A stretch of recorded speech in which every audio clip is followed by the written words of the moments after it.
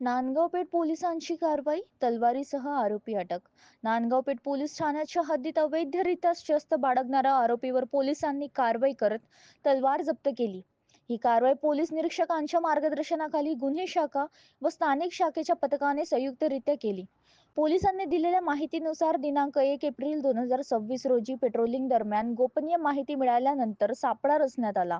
यावेळी एक इसम संशयास्पदरित्या फिरत आढळत आला.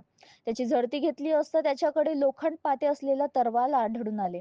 सदर आरोपीचे नाव स्वप्नील सिंधीसिंग ठाकूर उर्फ स्वप्नील मिश्रा, वय 39, राहणार नांदगाव पेठ परिसर असे असून त्यांच्याकडून सुमारे 500 किमतीची तलवार जप्त करण्यात आली.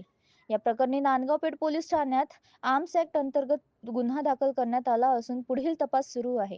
ही कारवाई वरिष्ठ पोलीस अधिकाऱ्यांच्या मार्गदर्शनाखाली करण्यात आली असून शहरात अवैध शस्त्र बाळगणाऱ्यांवर पोलिसांची नजर असल्याचे पुन्हा स्पष्ट झाले आहे.